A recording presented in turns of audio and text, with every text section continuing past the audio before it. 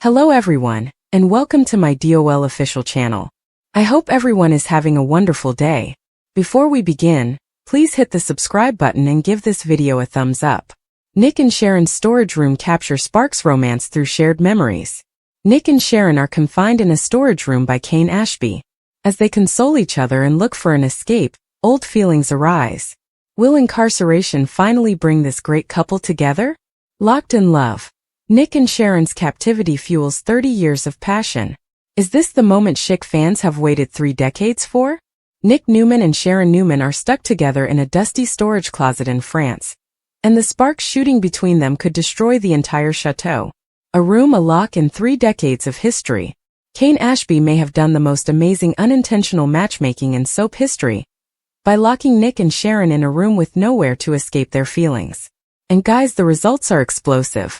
Carter and a security officer brought them to the attic-like storage room, claiming it was for their own safety, not realizing they were crafting the perfect recipe for romance. There is no Sally Spectra lurking in the shadows.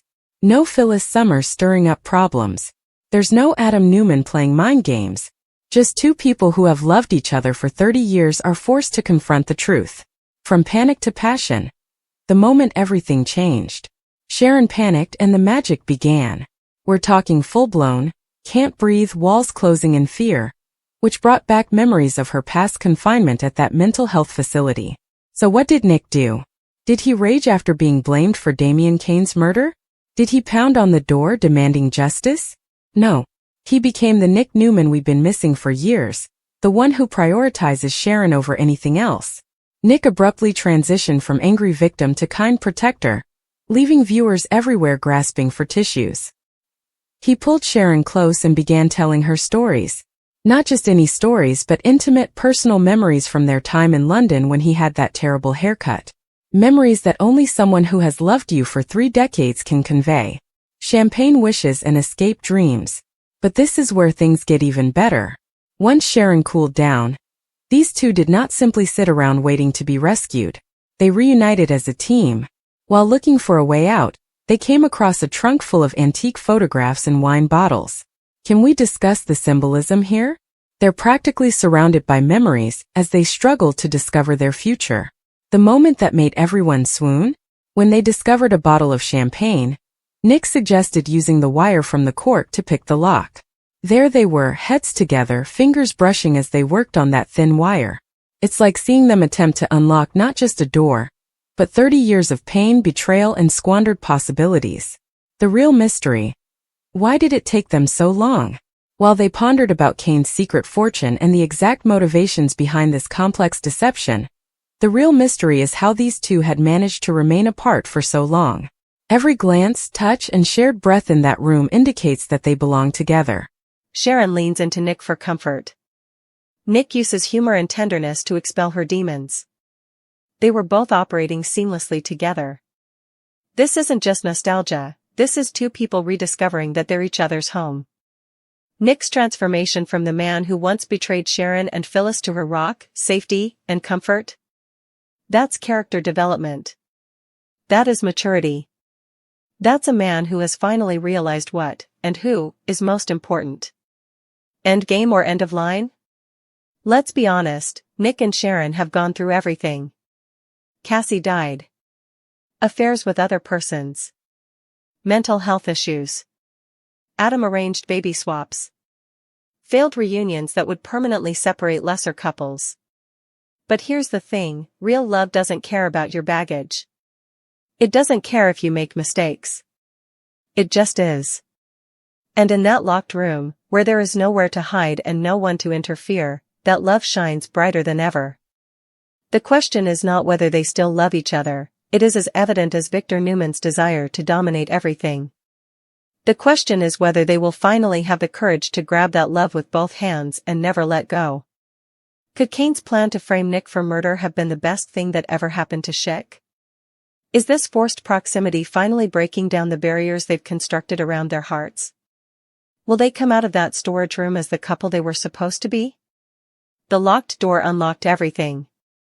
Here's what we know, something fundamentally changed in that room. The way they moved, thought, and breathed together was like watching two jigsaw pieces finally fit together after being separated for far too long. Nick and Sharon entered that room as exes with too much history. But what happens when they get out? Will they hold hands? Will Sharon finally wear the engagement ring she has deserved for decades? Will Nick finally choose the woman who has had his heart since they were teenagers? One thing is for certain, Kane Ashby may have just pulled off the ultimate plot twist. He thought he was neutralizing a threat by locking Nick up. Instead, he may have simply given Genoa City's most renowned couple the push they needed to reconcile. Sharon and Nick make a discovery, and a new suspect emerges. Victor rejoins Nikki, who is pacing in the center of the maze. He informs her that he tried to follow Carter but was rudely interrupted by the Abbotts.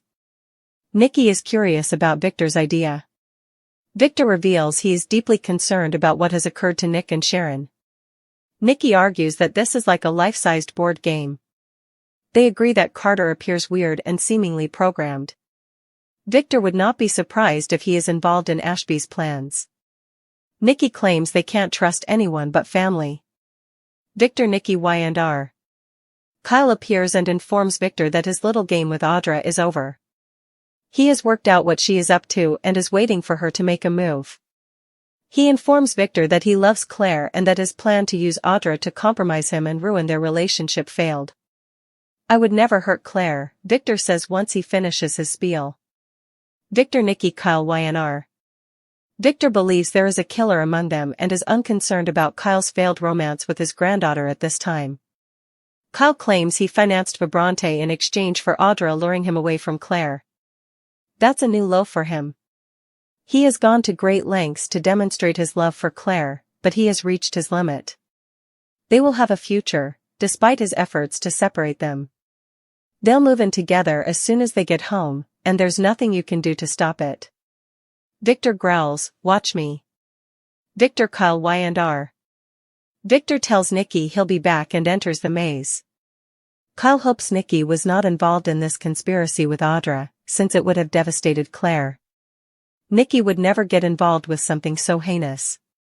If this is correct, she was unaware of it. Kyle argues that Audra wouldn't do this unless there was something in it for her. It doesn't take much to put the pieces together. Kyle, Y&R. Victor runs into Chance in the maze and informs him that Kane has placed Nick and Sharon under home arrest. Chance certifies that this is not lawful. Victor says they need to get them out. He requests that Chance inform Kane that he will not tolerate such behavior towards him or his family members. According to Chance, Carter, Kane's assistant, claims he was in bed in his quarters throughout the murder until a guard came and woke him up. The guard told the opposite story. It does not add up. Victor believes Carter is lying to cover up for Kane. Why doesn't this surprise me? Chance, Victor, Y&R. Did Amanda remove the footage? Kane watches video footage of himself and Damien sitting on the bench in his office. Amanda walks in and warns him not to delete evidence. He wanted to ask if she touched the footage. He says she may have been trying to protect her boss or someone else. More about Courtney Hope's secret role. Amanda screams that she would never tamper with evidence, for him or anybody else. It is illegal. If she had deleted the evidence to help him, she would have been an accomplice to her crime. Who else might she be protecting? Phyllis? Amanda fumes that she will be the last person on that recording. Does he truly believe that any of these people would sacrifice everything to rid the world of him? Kane asks, what do I need to do to persuade you? Die? Amanda inquires whether he erased the footage since he stabbed Damien in the back. Kane complains about her thinking this of him. For the final time, I did not murder Damien. Kane, Amanda, Y&R. They discuss the glitch in the footage. Whoever removed it did so to hide their guilt. If it was Nick, as Kane speculates, he would have known about his surveillance room, found it, and deleted the footage. Kane sighs, admitting that he may be mistaken and Nick Newman is not the murderer. Amanda requests Nick and Sharon's release, despite her opposition to the measures from the start. Locking them up was a bad idea, and he needs to let them out before it all goes wrong. Kane understands her concern. Amanda will instruct security to release them. Kane needs more time. I need to speak with Chance again. He might be able to make things work in his favor. What do Sharon and Nick discover? Sharon apologizes for panicking in the closed room. She does not want Nick to see her in that state. He attempts to make her giggle about one of his previous haircuts. She agrees, we have been through a lot. He tells her that being there for each other is the most natural thing in the world. Sharon sincerely disagrees, she has never had a horrible hair day. She turns serious and informs him that the fright was embarrassing for her. Nick believes it's natural given what she's been through.